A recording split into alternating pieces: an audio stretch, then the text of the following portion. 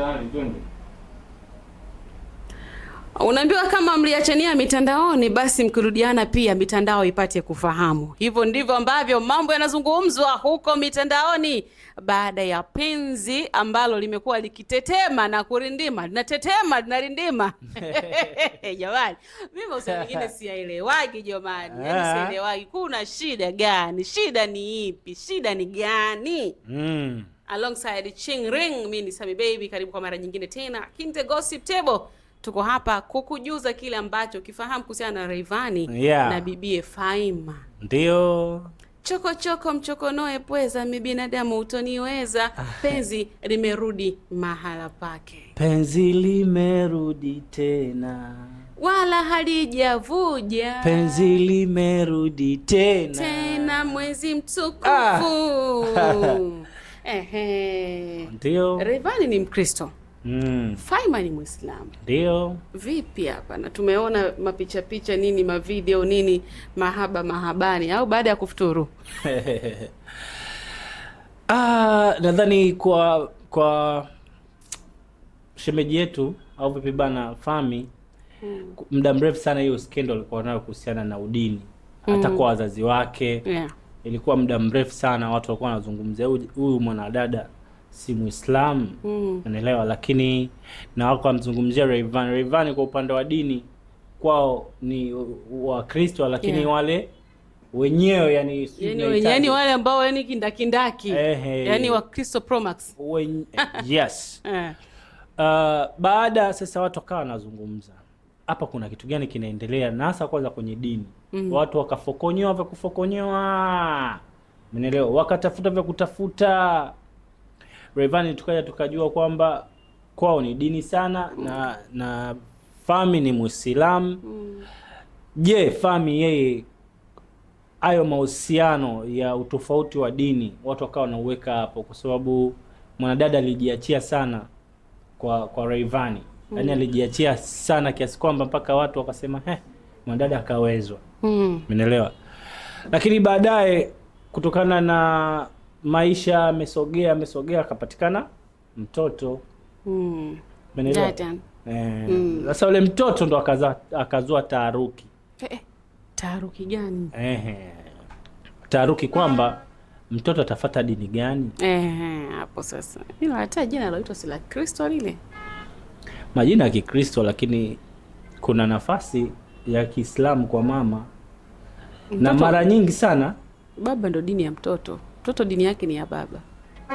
Yaani kwa unataka kuniambia mtoto akiwa na wazazi tofauti dini anakuwa moja kwa moja anafuata kwa asilimia kubwa ni kwa baba, kila kama akiwa wanaishi pamoja huenda. Lakini kama kitengana unakuta asilimia kubwa mtoto dini anayofuata ni yule mzazi ambaye ndio anamlea kwa kipindi hicho. Kama yuko kwa baba yake basi ataenda kwenye dini ya baba kama baba yake ni Mkristo. Lakini kama yuko kwa mama yake kwa kipindi hicho anaona mama yake, anajikuta anakuwa dini ya mama. Labda kama itokee mama mwenyewe awe na ile loko ya kuruhusu kwamba hata kama babake siko naye basi afuate dini ya babake. Kuna kipindi ilisemekana kwamba Rayvanny kwa upande wa mama na baba walimsusa. Kisa kuwa na Faima. Kisa masuala ya dini hayo, masuala ya music, masuala ya Freemason. Walimsusa, yani Rayvanny alihusishwa na Freemason. Au je kusikia? Bwana usiambie. Kuna kipindi hoja kusikia unataka kuniambia? Bwana. Acha masiara. Aache. Hujawahi kusikia? Ndio nasikia kwako. Ndio kwanza. Sio jambo la kawaida. Sio jambo geni la kusema kuhusisha na mambo ya Freemason. Nadhani wasanii wengi sana wamehusishwa na mambo hayo, akiwemo Konde Boy, Harmonize, Rayvanny mwenyewe, Diamond Platinum. Naelewa. Shina Mr Nice ndio hao tunawaona. Kwa hiyo ugumu zaidi unakuja pale wazazi wanapo kuacha. Kuna kipindi Rayvanny walitaka kupeleka zawadi kwa mama, kwa familia.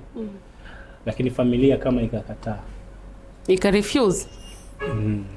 Kwamba wakasema ni zawadi ya nini? Yaani hawapokei chochote. Sasa sina uhakika ni pesa haramu. Si wazazi wake wako kidini sana. Sasa hiyo nataka nizungumzie hivyo, lakini nilikuwa nataka niweke sasa kwenye upande wa Fahima pamoja na nani na Rayvanny. Hao ni wazazi wamebahatika kupata mtoto mmoja ambaye anaitwa Jaydan, ndio na kwa muda mrefu sana mahusiano yao yalikuwa yana bond vizuri, lakini kuna wakati yakaja kapotea kabisa. Sijui sababu ni nini, kwa sababu kuna kipindi Rayvanny ikasemekana kwamba alikuwa anatoka sijui na mwigizaji huyu. Umeona kuna skendo, yani mambo yalikuwa mengi pale. Na kipindi kile cha Paula tena ndio mambo kipindi cha Paula Kajala. Mambo yakawa hivi. Sasa habari ambazo zimekuja mitandaoni, na kama ulivyoanza hapo umesema kama mnaachana kimya kimya, muachane kimya kimya. Sio lazima mitandao ijue. Kama mnaachana dhahiri shahiri, watu waone kwamba bwana sasa wanarudiana, na maanisha mimi kwamba wanarudiana dhahiri shahiri. Watu waone kama hivi tulivyoona sasa hivi. Unaelewa? Kwa hiyo kwa sasa hivi unaiweka official kwamba hawa wazazi wamerudiana. Sio tuwape siku ngapi tena? Yaani hawa watu hawachelewi. Wewe anza kuhesabu mahusiano ya watu.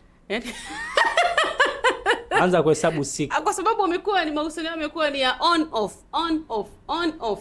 Yaani haieleweki. Wenyewe wanasema wazazi hawaachanagi. Bwana hata kama hii ndio imekuwa too much.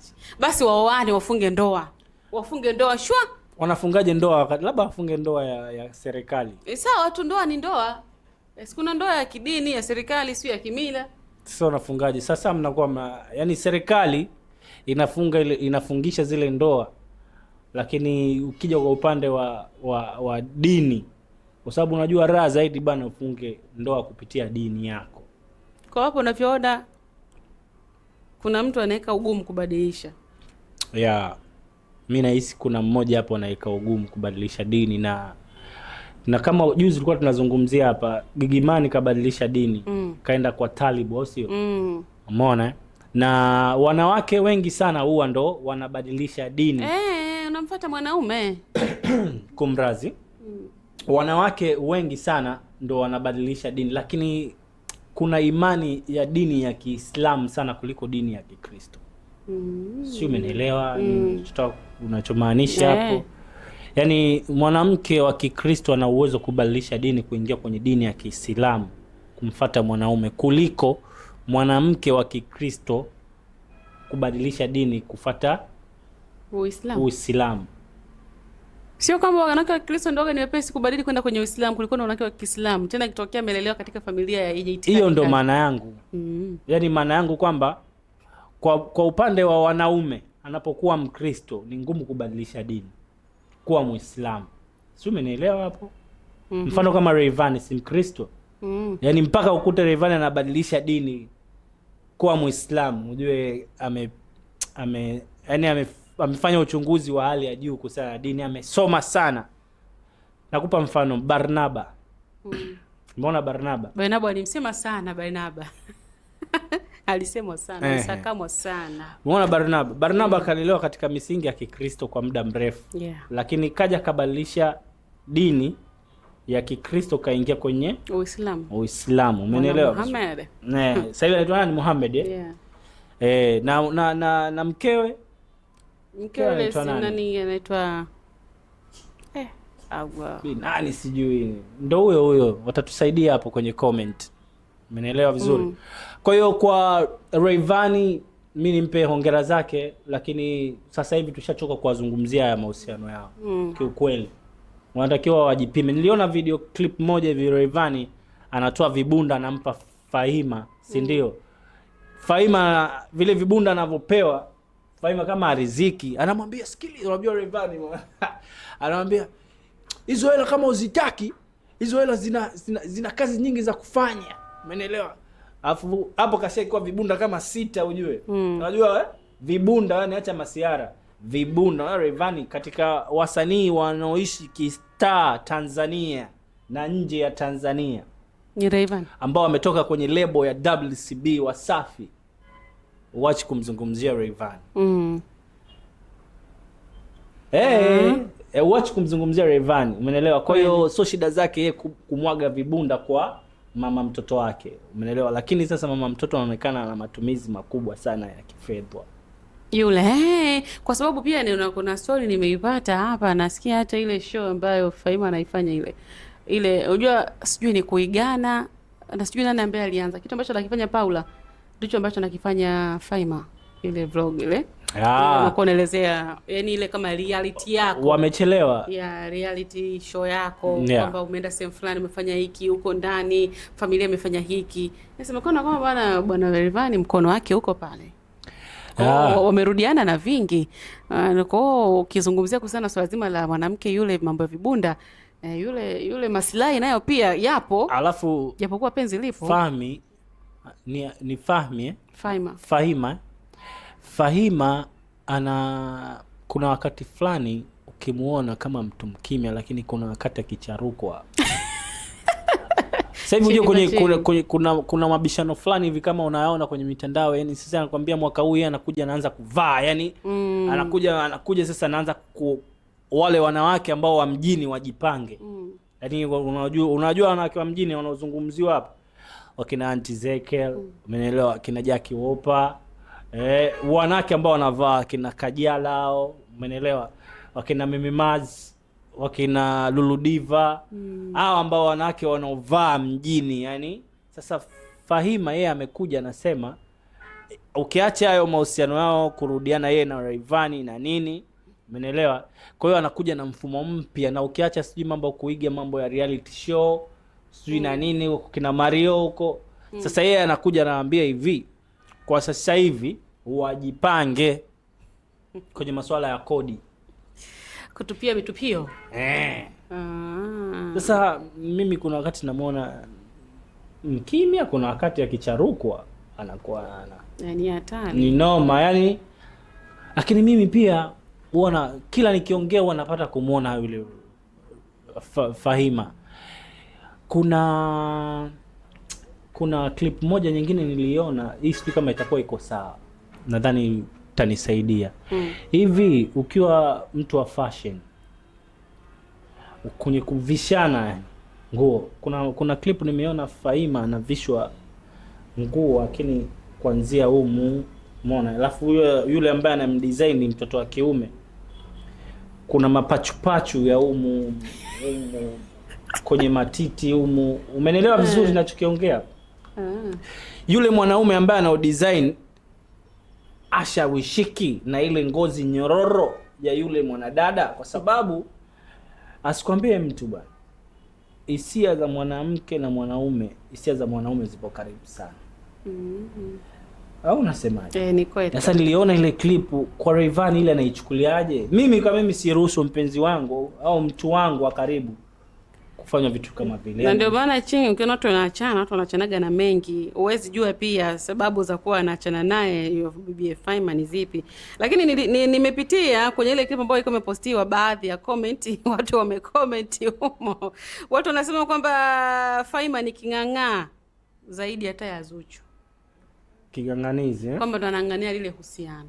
Kwa hiyo huenda kipindi cha kuachana huwa yeye anapambana kuirudisha. Lakini kuna mtu akasema kwamba eti mwanamke wa design hiyo bwana, ukiona hivyo kwamba wewe ukienda ukirudi yupo anakusubiri, basi jua ana watu wengine wa kumpa faraja. It means kwamba Fahima ana masponsor wengine pia. Akosi. Mimi naona nguvu kubwa sana kati ya Rayvanny na Fahima kurudiana ni yule mtoto. Yaani naweza nikampa hongera sana. Fahima nikampa ushindi, kashinda na ameshinda na ameweza, na ushindi wake mkubwa baada ya kujifungua yule mtoto, umenelewa vizuri. Yaani baada ya kupata mtoto yeye na Rayvanny. Najua bwana, asikwambie mtu, mwanamke anapokuzalia mtoto akiwa labda na wa kwanza wa pili haijalishi, lakini pale ambapo mwanamke amekuzalia mtoto, unaelewa, na tunakumbuka bwana, tukumbuke kipindi huku kwetu unajua kipindi kile. Yes. Wako moto ukiwaona. Kwa hiyo mahusiano nadhani alianza kipindi kile, ameenda. So Fahima amepata bahati kubwa sana kuzaa na Rayvanny. Nadhani iko kitu ndo fimbo yake kubwa na ndo sababu kubwa anaanza, unaweza baada ya miezi 2-3 anaachana na rudiana kwa sababu ya mtoto. Yeah, basi waoane. Mtoto anachangia hapo, kuna sababu. Natamani sana waoane. Unatamani na wawane kwa uzuri kabisa. Waache wawane. Sababu mkishaoana bwana, furukuta nda uendako, wewe tu ni mke wangu, wewe tu ni mume wangu. Sawa, uenda kwenye hili ambacho tunazungumza hapa ukawa na maoni yako kuhusiana na mahusiano ya Rayvanny na Faima. Je, ni sahihi kile ambacho wanakifanya? Kugombana mitandaoni, kurudiana mitandaoni, ukizingatia wale ni baba na mama wa mtoto ambaye wanamlea, mtoto ambaye anawategemea. Sisi tunamaliza hivi. Mimi ni Sami Baby alongside Ching Ching. Mimi naitwa Ching. Mimi napenda tu kuambia kitu kimoja. Siku zote katika mahusiano, ukiona watu wanarudiana mara kadhaa, yani wanaachana wanarudiana, ujue kuna kitu kitamu zaidi ya asali. Au vipi bana? Kama bado hujatufuatilia kwenye akaunti zetu, drop comment yako hapo, au sabana kuhusiana na Rayvanny kurudiana na mke wake, si ndio? Yes. Si bado hajawa mke, mzazi mwenzie. Tunasema kana na mwanamke miezi 3. Sisi tunajua bado hajaoana. Mnakuwa mke na mume. Hiyo sogea tuishi hiyo.